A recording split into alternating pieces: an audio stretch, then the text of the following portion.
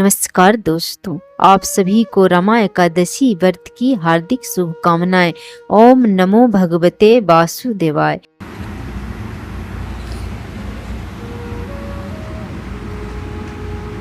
राजा ने अपनी प्यारी सी बेटी चंद्रभागा का विवाह राजा चंद्रसेन के पुत्र शोभन से किया था। राजा मुचकुंद एकादशी का व्रत विधिवत तरीके से किया करता था। इतना ही नहीं, उसकी प्रजा भी एकादशी के नियमों का अच्छी तरह से पालन करती। एक बार कार्तिक मास के दौरान शोभन ससुराल आया था। उस दिन रमा एकादशी का व्रत था। राजा ने घोषणा कर दी कि सभी लोग रमा एकादशी का व्रत नियम पूर्वक। राजा की पुत्री चंद्रभागा को लगा कि ऐसे में उसके पति को अधिक पीड़ा होगी, क्योंकि वह कमजोर हृदय का है। जब शोभन ने राजा का आदेश सुना तो पत्नी के पास आया और इस व्रत से बचने का उपाय पूछा।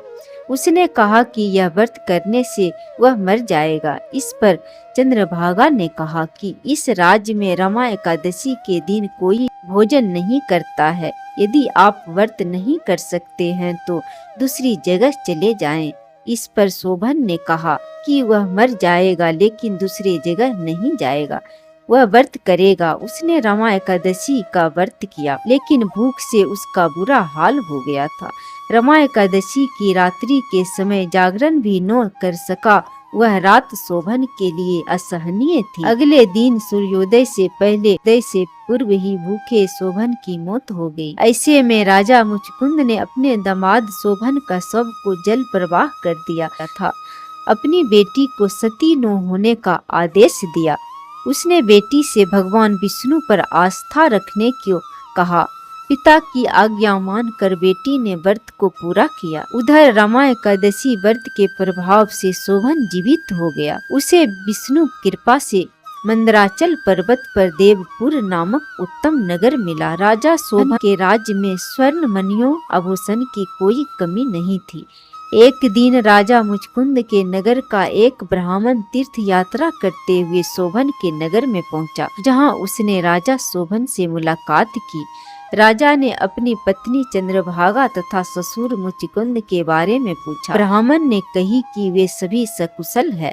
आप बताएं, रमा एकादशी का व्रत करने के कारण आपकी मृत्यु हो गई, अपने बारे में बताएं। फिर आपको इतना सुंदर नगर कैसे प्राप्त हुआ? तब शोभन ने कहा कि यह सब रमा एकादशी व्रत का फल है, लेकिन यह अस्थिर नहीं है, क्योंकि वह व्रत विवस्था में किया था, जिस कारण यह नगर स्थिर नहीं है, लेकिन चंद्रभागा इसे स्थिर कर सकती है। उस ब्राह्मण ने सारी बातें चंद्रभागा से कही। तब चंद्रभागा ने कहा कि यह स्वप्न तो नहीं है? ब्राह्मण ने कहा कि नहीं, वह प्रत्यक्ष तौर पर देख कर आया है। उसने चंद्रभागा से कहा कि तुम कुछ ऐसा उपाय करो जिसे वह नगर स्थिर हो जाए। तब चंद्रभागा ने उसे देवनगर में जाने को कहा। उसने कहा कि वह अपने पति को देखेगी और अपने व्रत के प्रभाव से उसे उस नगर को स्थिर कर देगी। तब ब्राह्मण उसे मंदराचल पर्वत पर वामदेव के पास ले गया। वामदेव ने उसकी कथा सुनकर उसे मंत्रों से अभिषेक किया। फिर चंद्रभागा ने व्रत के प्रभाव से दिव्य देह धारण किया और शोभन के पास गई। शोभन ने उसे सिंहासन पर अपने पास बैठाया।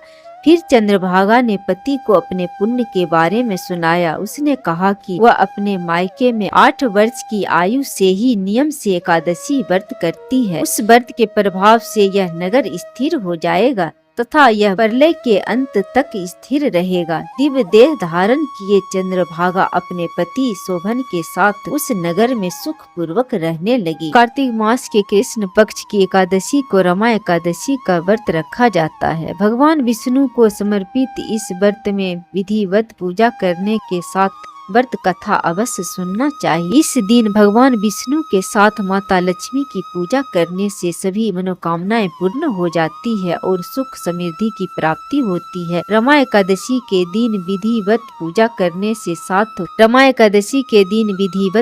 करने के साथ व्रत रखा जाता है। इसके साथ ही व्रत के दौरान इस व्रत कथा को पढ़ना या सुनना चाहिए। इस कथा का पाठ करने से सभी कष्टों और पापों से छुटकारा मिल जाता है। जय श्री हरि।